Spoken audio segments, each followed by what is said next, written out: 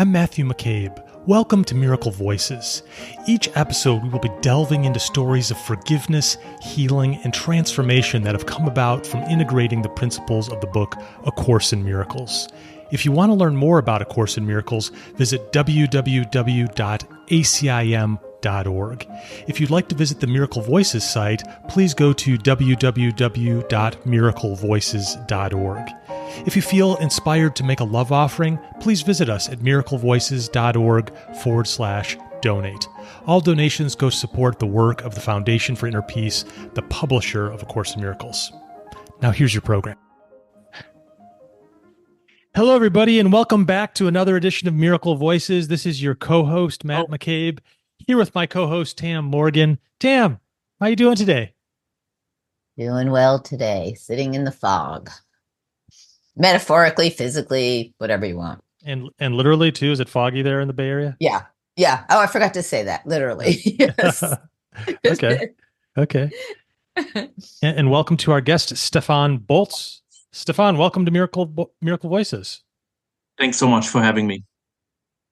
And Stefan, where are you sitting in the world right now?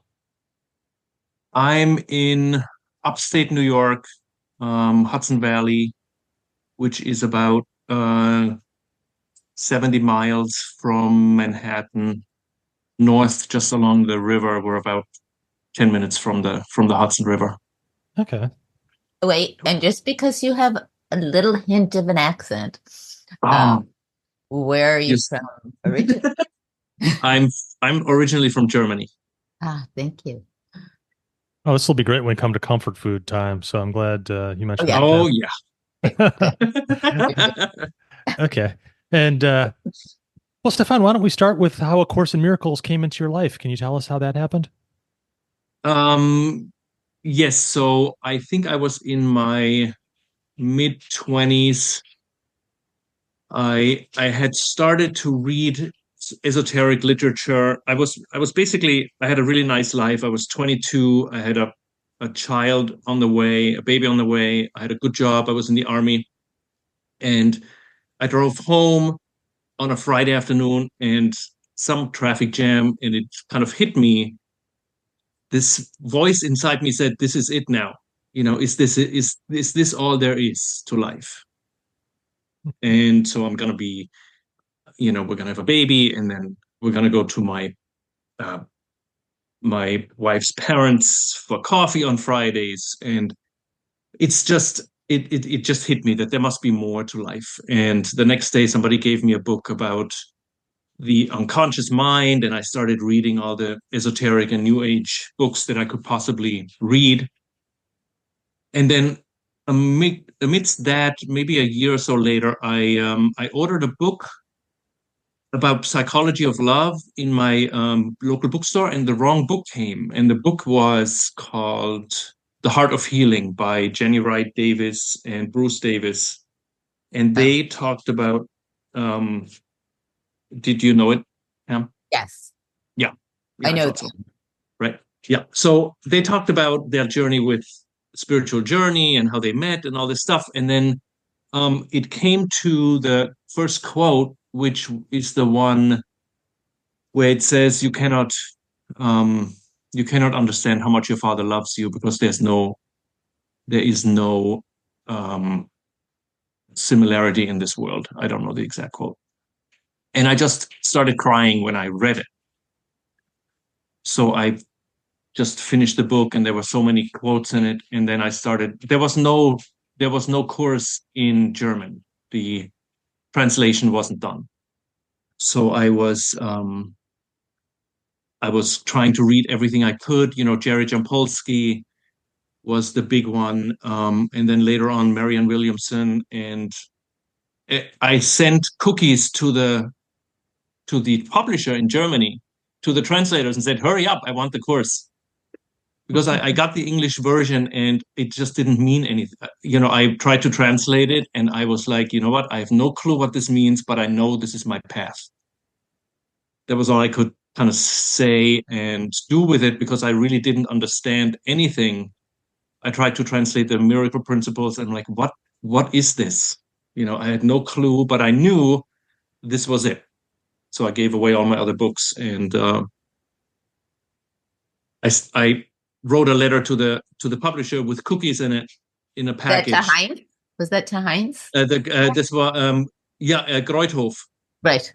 Greuthof Verlag, yeah, in Germany. And for some reason, I ended up on their mailing list, and in January '93, I got a letter that says there's a Course in Miracles workshop in Turkey by the translator, and I was the first one to sign up, and then 2 years later, I went to Roscoe to study with at the foundation for 3 months.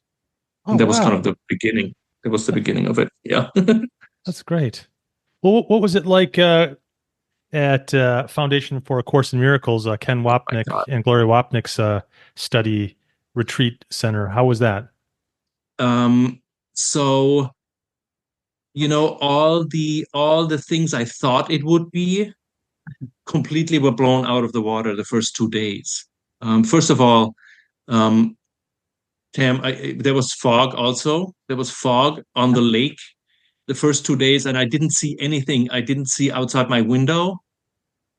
I was there, and I thought, oh my God, I'm going to be there for 3 months. And why did I choose to be here for 3 months? It was a ridiculous thought, right?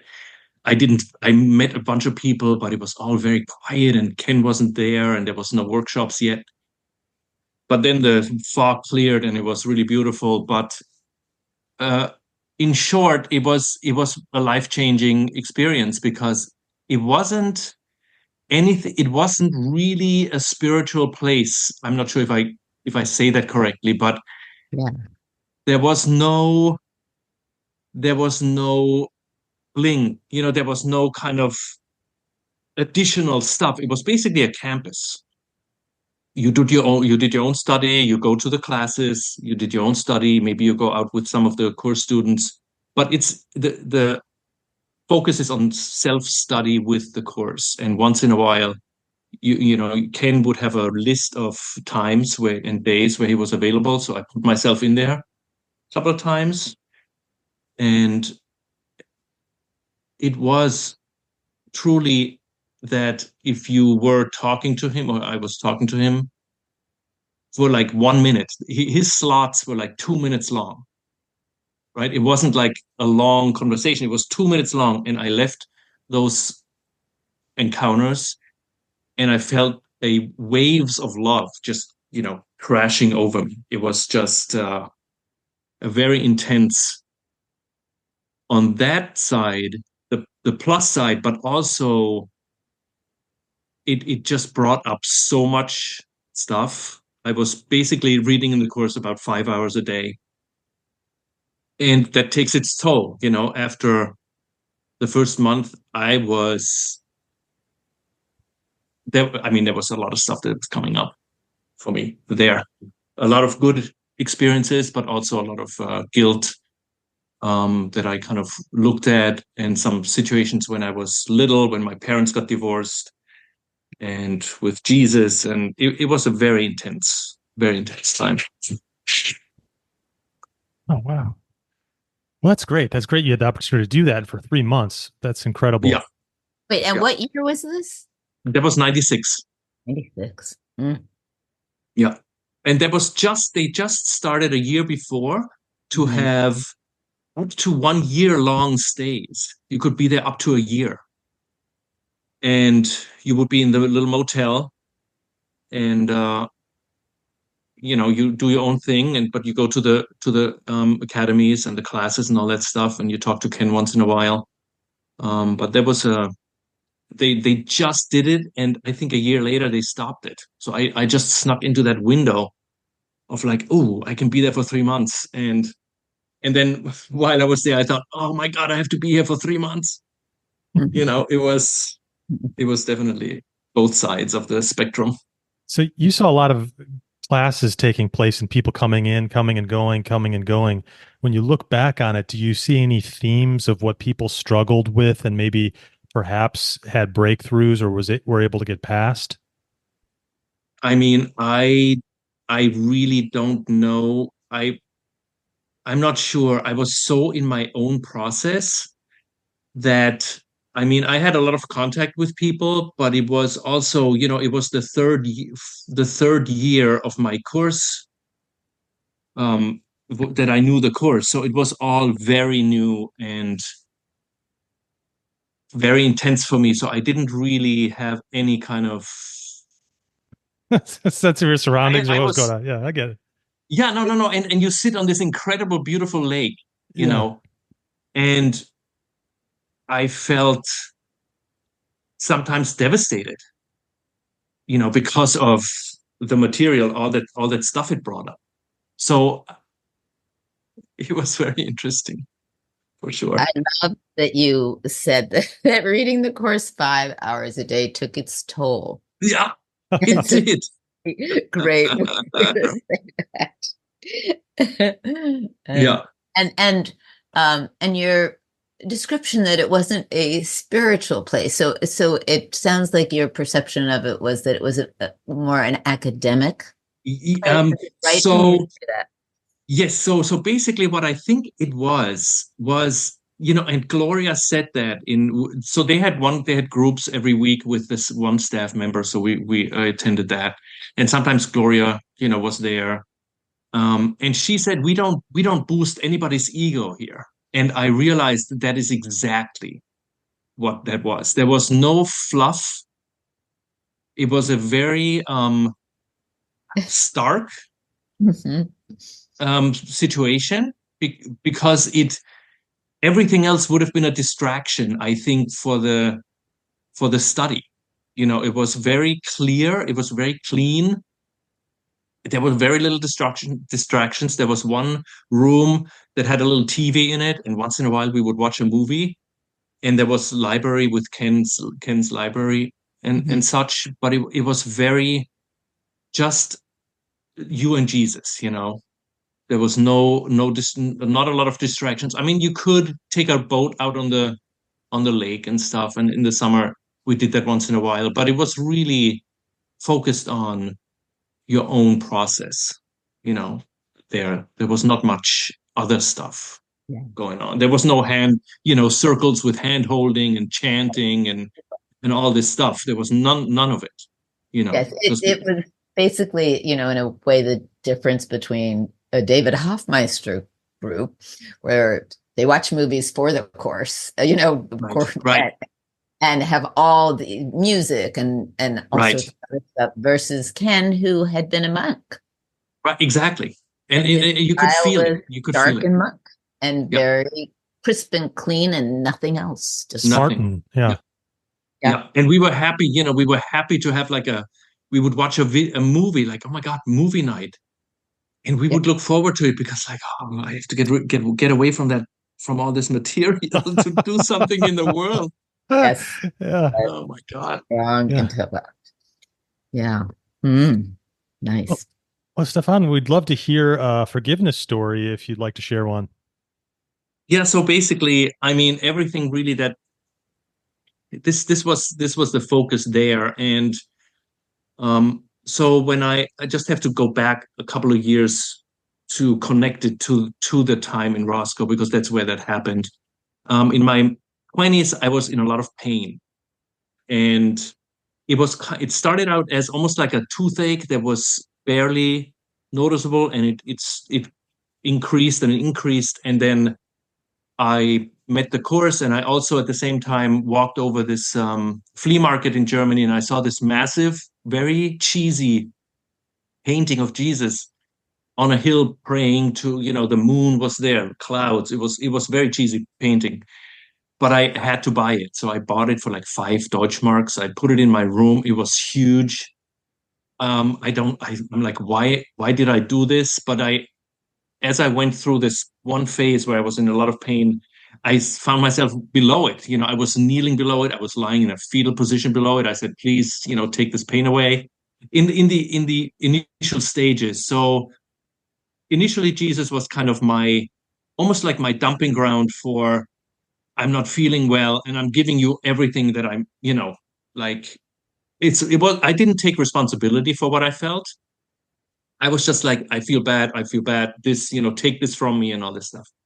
And then this started to change into a more grown-up relationship where I would start telling him things. I would have a diary, and then during close to the foundation stay, I would write letters to him in my diary, and I would say, "Dear Jesus," and then I would write down what was going on in my head and stuff like that. So, and that intensified during the stay until one morning I woke up kind of when you just wake up, it's kind of still a little foggy in your mind. And I felt this anger, almost like a rageful feeling. And I never have that. I'm not really angry.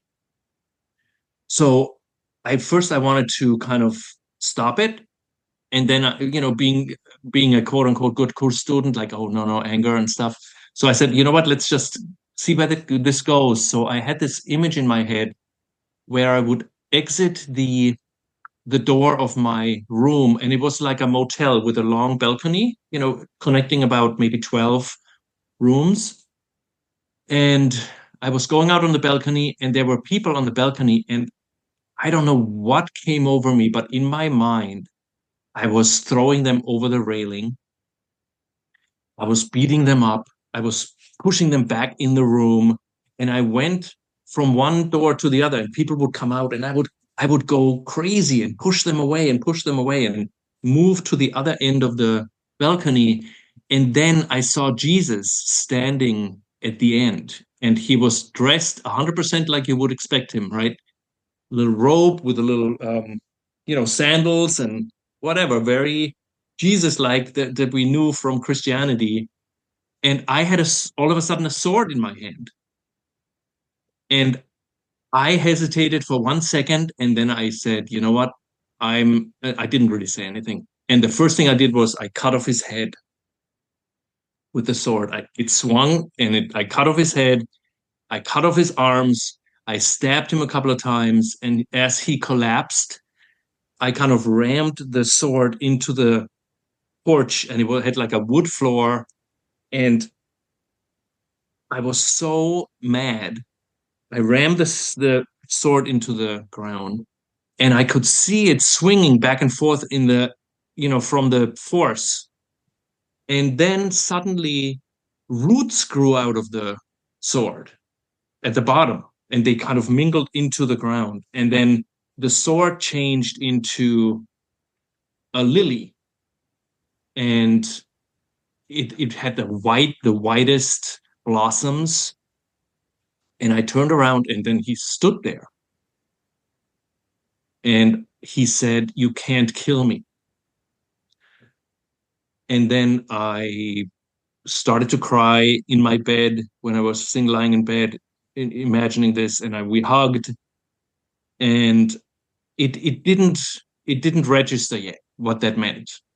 It took a couple of days to process it, and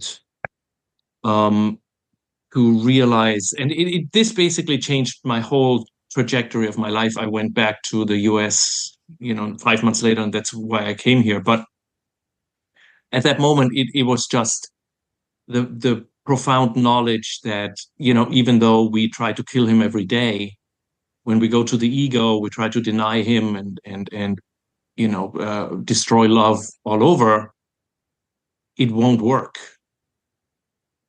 And so that was the first part of that experience. I can tell you the second part also. It happened like a couple of weeks later.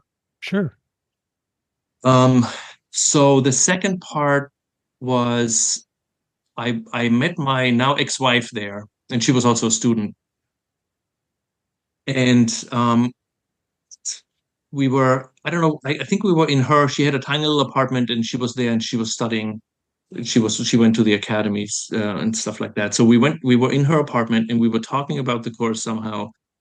And suddenly I felt this incredible love that kind of washed over me. And I knew it wasn't connected to her at all. It was, I think the only word I can say is it was vast. It was this vast unending love that was so huge, I was completely unable to manage it. And the only thing I could say at that moment, I was kind of telling Laura at that moment, I said, if we were to completely trust Jesus 100%, we would never have to worry about anything at all.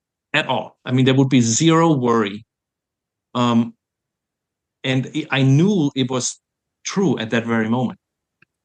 And this lasted about, I don't know, 20 seconds. And then it stopped and we went on with our day. And, you know, it just continued on. The visit eventually ended, but this was, I think it was the second part of that experience, but it was it was good at that moment. But what it also did was the contrast from that point on was so staggering a lot of times that I'm still, you know, this has been the process since then, 25 years ago, or more than 25 years ago, that contrast of what the ego is and what it actually is that the course leads us to in the end. It's such a profound contrast that the whitewashing and the sugarcoating is nearly impossible now. You know, it just doesn't, denial just doesn't work anymore. You know what I mean? Yeah. So I think that was it. When first part of your story with the sword and Jesus and so forth and the sandals, what did you take the symbolism to mean there as you digested that over the years? So for me, I'm into fantasy and Lord of the Rings and stuff like that. So for me, my method of killing him was basically the Lord of the Rings method, you know, Aragorn with a sword. But it also, the lily was obviously the sign of forgiveness, you know, in the course that comes up a couple of times in the Easter sections. But basically, my takeaway now is that that would be the foundation of the course. You know, in the introduction, it says nothing real can be threatened. Love cannot be destroyed. And that will be, or that is for me, the foundation of the work with the course, to always bring it back to that love does not change. And looking at our guilt is the other 50% of the course, that we really have to look at that, at the block, and bring that block and look at that block with the love there. And that will be the work. So that was for me, that cemented that, and that became the foundation for my own process over the years, that experience. Mm. I'm impressed by a few things in your story, besides being impressed by the whole story, because it's a common one in theme. Right. Is one of the first things you said about when you started to feel anger was, and I wrote it down, you said, no, anger, because that's not a good course student. And that reflection, you know, that I heard so much, right, that's not a good course student. And so it's almost like that original judgment is still running through your life, that you are a fantastic course student. You're working with the material, you're struggling with the material. I mean, Ken was the one who said to someone who said they loved the course and they were having fun, and Ken said, well, then you're not doing the course. Right. Does not mean we have to suffer doing it. It just means it brings everything up. And it seems to me, and this is from our conversation before we started to record, so forgive me for jumping to that. Sure. That there is and I'd love for you to speak about what you are going through right now, but that there is a theme in it around the anger and the killing of the ego, because there is a narrative that you enjoy that's your ego enjoys, that's very Lord of the Rings. And there is an attachment almost to that narrative of it needs to be this dramatic, and this is how it is till the end, till you get it. And so that is the story that you are connected with. And can you change that story? Because you're entertained by it. So that makes 100% sense. I also wrote about that, basically comparing my journey and probably some course students' journey to the hero's journey in all the movies, and the end. But it also goes toward in the obstacles to peace, for example, you have the final obstacle is the fear of God. Eventually we'll have to get to it. And I think it comes in stages. We go into the cave and we come back out. We go into the cave and come back out over the years. And some times are more intense than others. And yes, I think you're right. That story is definitely something I identify with. Mm-hmm. And I also know that the story, identification is salvation. The identification with this or with whatever it is, I believe will save me from love, which for the ego is annihilation. So, yeah, I'm not sure that I'm willing to change the story yet. There's a reason why. And as we're speaking, I'm kind of putting it together. There's a reason why I have this story. Mm-hmm. And because I still think the protection I need to protect myself from his love, which is absolutely ridiculous. It's completely insane. But not to the ego. Not to the ego, obviously. Yeah. Mm-hmm. So looking at the story with Jesus, and bringing that to him, basically bringing that identification with the ego to him. For me, that's what seems like is my path.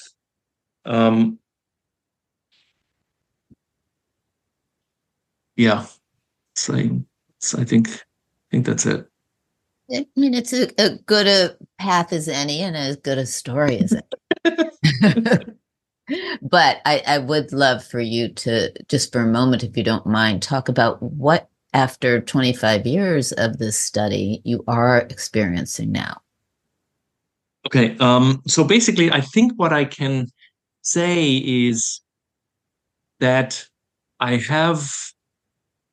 experiencing both sides more.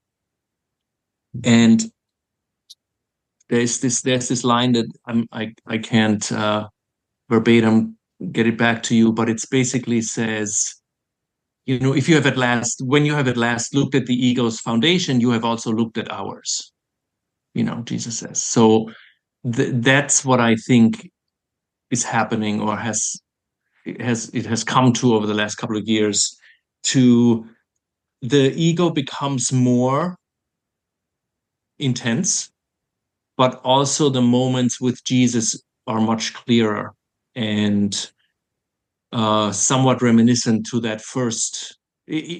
None of them have gone to the state I experienced back then, but I have a lot of moments where I feel the love of Jesus and for other people and all that, but then I go back to the ego and experience the ego more intensely. And there doesn't seem to be a middle ground. There was for a long time a relatively neutral state for me. That was, not a lot of ups, not a lot of downs in a way. But that has now, over the last 4 or 5 years, kind of moved away. That neutral in the car is no longer there. It's hard to, if I'm in the ego, I can feel it. I can feel fear. I feel mostly fear. And when I'm in with Jesus, I know I'm in the right mind. But there's not a lot of neutrality anymore. Yeah. The contrasts seem more vivid. Right. Yes, right. which definitely makes sense in a hero's journey. Right. That good and evil becomes so delineated. And I mean, you were talking about it in a way, and this could be my misperception of it, but that this is causing you some suffering right now. Is that true? Yeah. And my question is, there's a sense that there's an attachment to the suffering within the story. Do you still have your cheesy picture of Jesus? I don't. I didn't bring it to the States. It was literally just not possible. I don't know. We all have different attachments. I have a picture of Jesus that makes me laugh because it was given to me and called Sexy Jesus. Really handsome, sexy Jesus. Right. And it always made me laugh that's how it was delivered to me. But I'm just going back to this sense that, and it's just an intuitive sense that there is such an attachment to story, but I haven't heard a lot of speak about choice. That this is happening to you. No, no. I mean, I'm very fully aware that I'm choosing it. Mm-hmm. But what the conclusion I came to is the following. There must, for me, I don't know if this is for anybody else, but when you listen to Ken, it comes through again for me that the choice, yes, we have a choice, but we have buried that choice very deep in the subconscious mind under layers of guilt, fear, the belief in sin, the attack on God. We have basically covered that choice over. So for me, when you get to a point where you get closer or deeper into the ego thought system, I can't, at that very moment when I'm in it, I can't decide against it. Mm-hmm. There's no way at all. But I can say, I have a choice. I can choose Jesus now, and I have had enough experiences to know that when I'm with him, I can try, there's no question of his love. But within the ego thought system, that choice is there. And Jesus tells us, you have a choice. Choose once again. I mean, it's very clear. The whole course is about the choice. But we also have to realize that I think we have thrown that choice away, and we have covered it with many, many layers of things. And the choice is, for me, not so much to decide for Jesus at that very moment, but the choice is to look at the ego that keeps me from deciding for Jesus. Mm-hmm. It still feels a little judgmental rather than really, really starting to attach to the witness of it, because it's in the witness that there's not the suffering. Yes, I understand that, but you can't get to the witness.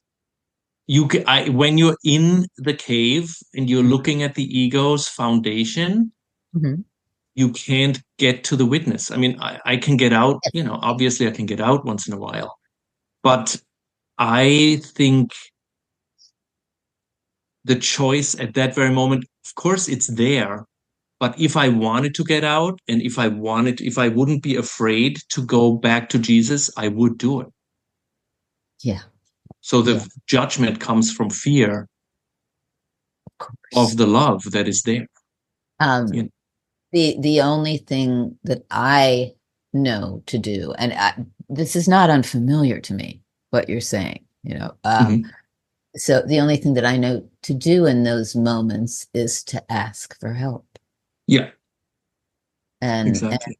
and to know that if I am deep in that, that I trust as much, as you're saying, it's part of the journey, and it's a kind of hopefully burning off of that, going through it to get to the next step, and not holding back from it, not being that in that place of judgment that this is bad, but this is part of the path. Right. Yeah. I mean, I can 100% see it as part of the, Yeah, it's just hard. Yeah, there are times where it really feels hard. So, Stefan, you're saying like the gravity and the weight of the ego just feels like it completely suffocates out the choice for you when you're in that moment. Is that what you're saying? Yeah. Mm-hmm. Okay. And it wasn't always like that.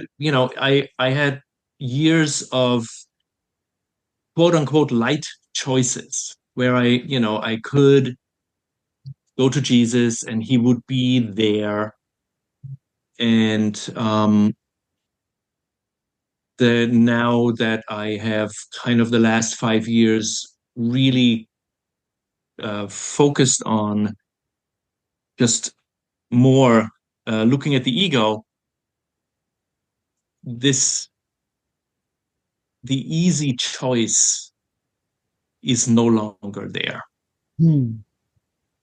Looking at the ego, it'll come back, but this is I feel like this is definitely the fifth stage, or whatever you want to call it, the dark night of the soul, where the blackness of the ego becomes so real, because part of me obviously wants to hold on to the ego. That's the whole reason why we made the world. It's we were so identified with the ego, and for me to loosen that identification is to really look at it and ask Jesus for help each time I'm in it. And I know eventually it'll end, but it is right now that for me, that choice, even though it's theoretically there, I can't make it. It's almost like I say, I want to fly, but I can't lift off the ground. You know what I mean? And whatever I say, whatever I think, it's just not happening. Stefan, you've been in this practice for 25 years and you're still seemingly quite committed to it. And I would say I have tremendous compassion for what you're going through, and congratulations. It's part of your path, and it's just getting more fire in it. And it's not fun. It's really hard. You don't sound like you're going crazy, which is nice to know. No, yeah. That's that. But it does sound like you're in it, and as you know, it will pass. But when you have grasped so strongly on it, this is what happens, and it isn't fun. Right. And, I'm sorry for that part of it, but I trust your path so completely that I say congratulations, because you're sticking with it. Yeah, no, definitely. And the thing is, Tam, I had this whenever I was in the past, whenever it was getting too intense, I could actually say, Jesus, this is it. This is enough. Yeah, I can't take anymore. And it was fine. You know what I mean? I went back out and I lived and it was fine. I was quote unquote happy, went on with my life, whatever. And I think a year ago or so, I made a decision to not do that anymore, to not go back out and say, you know what, I have had enough. I wanna go back to the beach and lie in the sun and watch the waves. I'm just going to stick with it now because it just prolongs the whatever it is I have to go through anyway.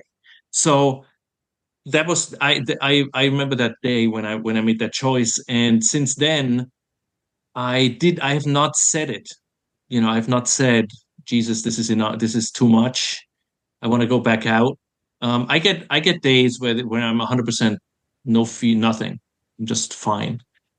But I go right back in the next day. I'm like, okay, I'm going below deck again. You've chosen to stick your feet in the fire. Yeah. Not step out. And that's very, very brave. And, I look forward to a time when we speak where it burns away everything that you no longer need. I will look forward to that as well. Burn away the fog. Yeah. The fog. Yeah. Mm-hmm. Well, Stefan, we like to talk about at this point in the interview when you get caught in an ego storm, as you just mentioned. Yeah, I mean, I have no idea. Matt. Well, you're in a massive one now. This is like a marathon hurricane. Sounds like, but like, is there anything you do that helps you get recentered, and so you any kind of practice you do that makes you feel a little bit better at all? It sounds like no. After what we just talked about, my words is I hope I'm not going to die. That's basically my mantra sometimes. And you are, and yet you're going right. Yes, I know. So I can say that, this is when you get, our journey is very individualized. Obviously, we all have our own ways of going through it. And for me, what I think is very valuable is in times when when I feel better, I now go more to Jesus than before. Because that is the preparation for when it gets dark. Part of me knows I can trust him, even though I push him away and I say, I'm very afraid right now. And that fear includes you. And I try to make it very personal to him. And I kind of tell him, I'm in this state, I'm in this fear because I'm afraid of your love. And that jolts me out a little bit because it makes it so ridiculous. It makes it so, I just start thinking about it and, what does it mean to be afraid of Jesus's love that I have experienced so fully? It makes no sense. So for me, that's the way of loosening my investment in the ego and in that fear a bit. That would be my crack, that would be my little technique to make it very, very personal and say to Jesus that I'm afraid of you. And that makes it kind of gets me out a little bit, and then I go right back in. But that's the one thing that usually helps a little bit. And you said you're afraid. Your mantra is like, I hope I don't die. Do you have like physical body symptoms where you feel like shortness of breath or like electric? Yes, I have shocks? anxiety. I have anxiety. My chest muscles are tight when I'm in that state. When I'm not in that state right now, I feel sore, as if I was doing like crazy physical work. Mm-hmm. My whole, my chest my muscles tighten, and I feel sore the next day. But it's all, I have physical symptoms. Yeah. Physical expressions of it. I mean, on the good side, you know what it's like to kill Jesus and watch him come back to life and can't die. Did your sword glow like in the Lord of the Rings, like how it glows? No, it wasn't. It wasn't blue. No, it did not. There were no orcs. Okay. No. Well, thank you for your incredible honesty about this. I mean, that's pretty brave as well. No sugarcoating, and here it is. Right. And Oh, so Matt, Yeah. speaking of sugar coating. Yeah, Stefan, give us your favorite comfort food. My God. So what I make now that is very comforting, especially in the winter when it's kind of cold out, it's pork chops with sauerkraut. And the sauerkraut, you saute the pork chops with onions, and then you put the sauerkraut right into the big pot of the pork chops, and then you let it simmer for like an hour or two. And then I make mashed potatoes, Mm. and that combo is very, Mm. very comforting. And you can eat it the next day, and it's even better. Yeah. Yeah. So that's my Yeah, that comfort sounds food. very hearty for winter in Hudson Valley, Yes, New York. absolutely. You're totally right. Nice. Any, And there's no sugar coating. yeah. No, Well, no, there's no sugar coating. how about is there any German pastries or sweets that you miss at all? So I mean, the German pastries are so good. It is, I have kind of cut them out of my awareness because it's You repressed it. nothing really comes close. So Yeah. I also stopped sugar in the last couple of months. So Totally makes sense. Yeah. right? Yeah. I know. Yeah. Well, there must be a cosmic So balance because I think I'm eating more sugar, Stefan. yeah, no, I have also for a while, and it got to a point where it was just too much. I said I have to cut it out. Yeah. You have your And own path, Matt. Yeah. We're not comparing. yeah, I can No. send you some Nutella. Nutella is really the most addicting substance on earth. There's so many good things in Germany. The pretzels and Oh yeah, the just pretzels. like there's the sausage and there's just it's I mean I could go on. I'm Yeah. naming comfort foods for you. So okay. Oh my God, Yeah. go for it. We have a German restaurant like 2 miles from us, And is and it good? it's very, very good. Oh, that's nice. Yeah, you get like it's so good. Spätzle, you get the Spätzle and German Yeah. short rib with red cabbage. Yeah. It's really, yeah. So I might have to go there Right now. for dinner. Yeah, when you're in your darkest place, maybe that's the place to I go. know, you're right. Yeah. I think you're right. And get another cheesy picture of Jesus. Yeah. I have the one from the foundation, which I really like. Oh, good. That's a really nice one. Yeah. Well, Stefan, thanks so much for coming on Miracle Voices and sharing your miracle voice. We really appreciate it. I know you're an author. Do you want to share how people can find your material or anything like that? Yeah, so it's basically all on Amazon. I self-published everything on Amazon. I did some sci-fi first and some fantasy, some post-apocalyptic and all this doomsday stuff. You can imagine now why. What a surprise! And but there's always a good ending. Of course, the hero's journey. Right.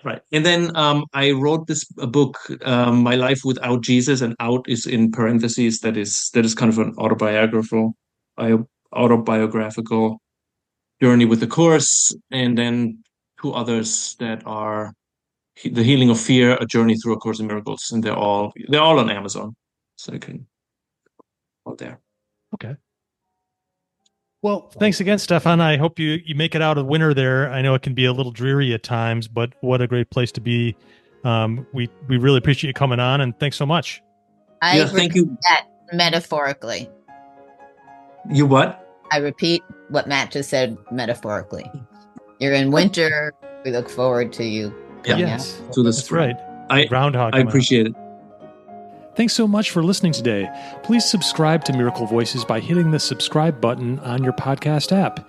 If you are enjoying these conversations, please consider leaving us a review on Apple Podcasts, Spotify, or whatever podcast app you use. And lastly, please visit us at miraclevoices.org and join our newsletter so we can stay connected. Until the next podcast, I want to leave you with my favorite Course quote: "When you want only love, you will see nothing else."